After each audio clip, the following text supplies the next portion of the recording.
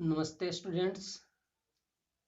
Dear student, we have completed the chapter Rise of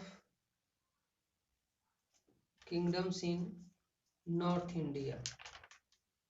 हम लोगों ने स्मॉल किंगडम्स का जो उत्थान हो रहा था नॉर्थ इंडिया में, इस चैप्टर को हम कंप्लीट कर चुके हैं। पाल वंश, प्रतिहार, राष्ट्रकूटास, ये सब। And now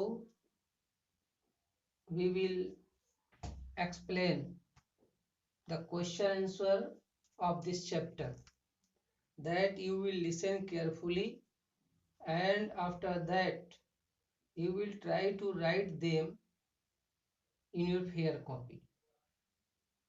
Okay, dear student, the first question of this chapter is, name the four main clans of Rajputas.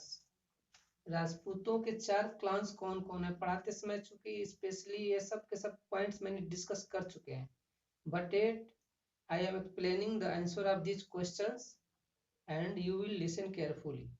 The four clans of Rajputs were Parmar, Pratihar, Chauhan and Chalukya. Listen again. Parmar, Pratihar, Chauhan and Chalukya. For the more knowledge, you can write their areas also, as Parmar were ruling over Malwa, Pratihar ruling over Rajasthan and Gujarat, some part of Rajasthan and Gujarat, and Chauhan were in Ajmer, and Chalukya were ruling in Gujarat. Next question is, mention the titles taken by Rashtrakutas ruler. I have asked this question at the time of teaching this topic. What titles assumed by Rashtrakutas? The right answer of this question will be Chakravarti, Maharaja Dhiraj and Parambhattara. Chakravarti, Maharaja Dhiraj and Parambhattara. The third question is, who was Chandrabardai? Chandrabardai कौन था?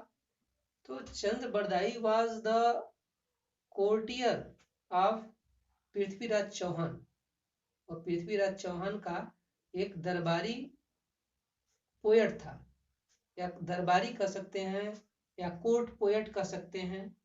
Chandrabardai was court poet of Prithviraj Chauhan, and he wrote a famous epic that's name was Prithviraj Raso, और उसने एक बहुत बड़ा महाकाव्य लिखा जिसका नाम पृथ्वीराज रासो है, जिसमें पृथ्वीराज चौहान के बारे में बहुत कुछ वर्णन किया गया है. The fourth question of this chapter is, exercise D is, list the temples built by Pratihar rulers. Pratihar rulers के द्वारा बनवाए गए टेम्पल्स कौन कौन से हैं? तो the temples build by Pratihar rulers were Khajuraho, Kanchipuram, Thanjavur, Bhubaneswar, Puri and Konark. Once again listen. I hope that if you will listen carefully, then answer will be remembered. तो आंसर हम जानते हैं, याद हो जाएगा. The important temples that were built by Pratihar rulers: Khajuraho, Kanchipuram, Tanjavur, Bhubaneswar, Puri and Kolar. Yes, then the fifth question is, give reason for the decline of feudal system in North India. North India में फेजुअल system जो था, सामंती प्रथा जो थी, वो समाप्त क्यों हो गई? Dear student, the answer of this question is, the feudal system lead to the decline of many empires, as feudal lords gave in only a small parts of the land revenue to the king. बहुत सारे empires में फेजुअल system जो था वो decline हो गया. कारण यह था कि फेजुअल लॉर्ड जो होते थे वो राजा को बहुत ही कम मात्रा में टैक्स जो है कि देते थे. बाकी जो भी टैक्स वसूलते थे वो मैक्सिमम टैक्स अपने पास रख लेते थे और मात्र थोड़ा सा टैक्स राजा को देते थे. इसलिए राजा ने क्या किया? फेजुअल सिस्टम को धीरे धीरे समाप्त कर दिया. Dear student, now we will see the exercise E, and the first question of exercise E is, why is the period after Harshvardhan's death called a period of political instability, यानी कि हर्षवर्धन के मृत्यु के बाद का जो पीरियड है उसको हम पॉलिटिकल इनस्टेबिलिटी का काल क्यों कहते हैं, यानी कि राजनीतिक अस्थिरता का काल क्यों कहते हैं। तो dear student, the answer will be of this question, the period after Harshvardhan's death called a period of political instability because after his death the whole empire disintegrated into many small kingdoms, and due to the miserable economic condition and lack of the proper administration by his weak successor.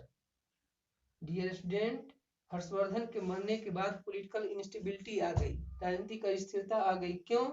क्योंकि उस समय जो umpire था, kingdom था, वो छोटे छोटे टुकड़ों में बट गया। उसके मरने के जस्ट बाद जो था अंपायर छोटे छोटे टुकड़ों में बट गया और इकोनॉमिक कंडीशन जो था वो माइजरेबल हो गया। माइजरेबल हो जाने का मतलब क्या कि खजाना जो था वो धीरे धीरे खाली हो चुका था। And lack of proper administration by his successor, और उसके जो सक्सेसर आए वो उतने एबल नहीं थे कि जो सही ढंग से एडमिनिस्ट्रेशन का काम कर सके। Dear student, the second question of this chapter is mention any 5 important features of Rashtrakuta umpire. Rashtrakuta umpire के 5 फीचर्स बताने हैं। डियर स्टूडेंट, इस क्वेश्चन का आंसर सीधा सीधा सुनते जाइए, एक बार सुनेंगे ध्यान से तो याद हो जाएगा। द 5 फीचर्स ऑफ राष्ट्रकूटा इस तरह से लिखेंगे, द 5 फीचर्स ऑफ राष्ट्रकूटास वे आर फॉलोइंग करके लिखेंगे। उसके बाद नीचे एक एक लाइन से लिखते चले जाएंगे कि Rashtrakuta were great warrior, art lover and great scholar.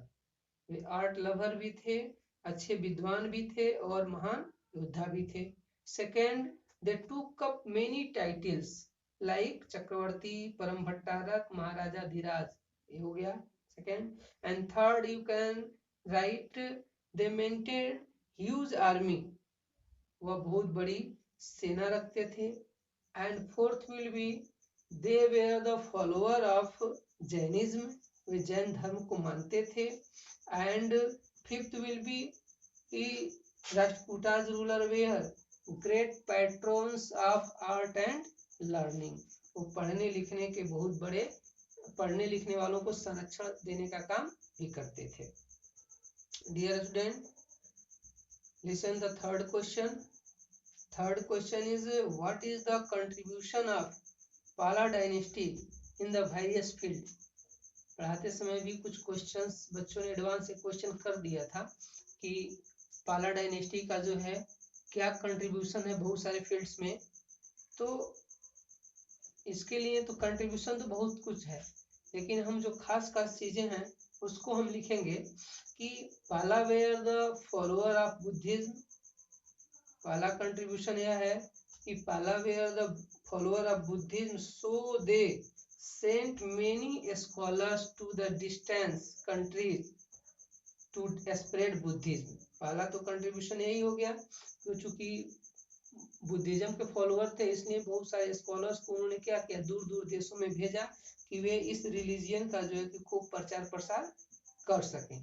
Second contribution was that they give grants to the Brahmins and help to build temples। वो ब्राह्मणों को दान भी देते थे और टेम्पल बनवाने में भी मदद करते थे। And third is that they were also great patrons of art, education and literature. Art, education और लिटरेचर के भी बहुत बड़े पैट्रॉन्स थे, संरक्षक थे, क्योंकि उनके दरबार में भी विद्वान लोग रहते थे।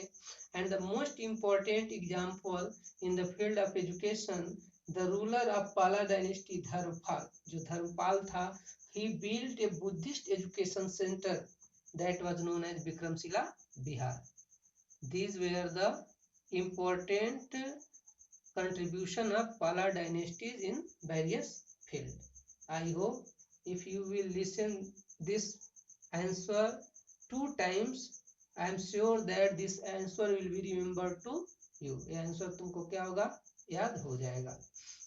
The fourth question is mention any 4 famous features of Pratihar rules. Pratihar rulers के 4 फीचर्स क्या हैं। अभी अभी हम लोगों ने देखा 5 features of Rashtrakutas, as same we will see the 4 features of Pratihara. To write this answer, first of all you will write that the 4 famous features of pratihar were following. इतना लिखने के बाद लिखेंगे first Pratihar king were also great patron of art and literature. उसमें भी ये चीज लिखा गया था और इसमें भी हम इस चीज को लिखेंगे.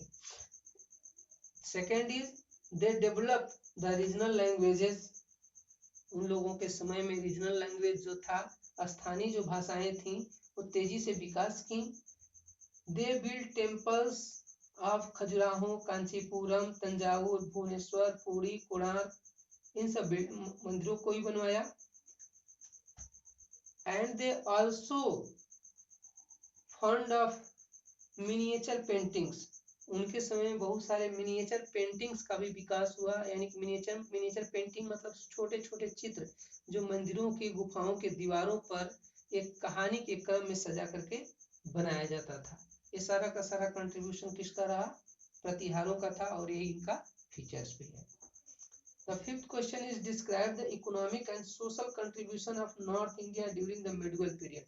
यानी कि मध्यकालीन इतिहास में जो सामाजिक और आर्थिक स्थिति थी नॉर्थ इंडिया की, उसको एक्सप्लेन करना है. इसके लिए आप लोग फर्स्ट ऑफ ऑल लिखेंगे economic condition of north India, उसको डिस्क्राइब करेंगे. After that you will write social condition of north India, फिर उसको डिस्क्राइब करेंगे. अब जो इकोनॉमिक कंडीशन लिखेंगे उसमें क्या लिखेंगे कि there were great economic disparity among different social classes. उस समय जो समाज था, उस समाज के जो बहुत से वर्ग होते थे, उसमें बहुत सारा इकोनॉमिक डिस्पेरिटी होता था, बहुत ज्यादा भिन्नता होता था. यानी कि बहुत लोग गरीब होते थे तो बहुत लोग अमीर होते थे. यानी कि इसको लिख सकते हैं कि there were great economic disparity among the different social classes. The royal family, high officials and traders were prosperous, but the people who live in village were very poor. लेकिन जो गांव में रहते थे वो बहुत गरीब होते थे. And temples were the centre of wealth.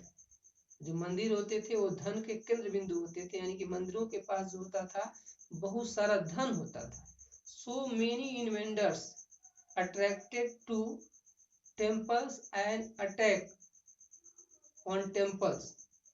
बहुत सारे जो इन्वेंडर थे, जो आक्रमणकारी थे, वो अट्रैक्ट भी होते थे और उसी मंदिरों के ऊपर अपना अटैक भी करते थे. Dear student, the last is social condition. What was the social condition in north India? There were rigid caste system. बहुत ही रिजिड कास्ट सिस्टम था. And this rigid caste system lead to the division of the Indian society. The king, the feudal lords and the Brahmins in high position enjoyed a life of luxury. Land was cultivated mainly by Shudra, who were burdened by high taxes and social discrimination. The condition of women was quite miserable. It means society में जो cast system था वो बहुत ही rigid था, बहुत ज्यादा भेदभाव बढ़ चुका था. राजा, फेजुअल लॉर्ड्स या फिर ब्राह्मण जो होते थे वह एक प्रोस्पेरस लाइफ लीड करते थे. वहीं पर किसान जो होते थे उनका जो कंडीशन था वो बहुत खराब था. जो वह बहुत सारे टैक्सेस उनके ऊपर लग चुके थे और उनके साथ भेदभाव भी किया जाता था. यहाँ तक कि जो वुमेन का जो कंडीशन था वो भी बहुत माइजरेबल हो चुका था, वो भी बहुत खराब हो चुका था. Dear student, thus we have completed this chapter question answer, and after that we will read the next chapter. Okay, thank you.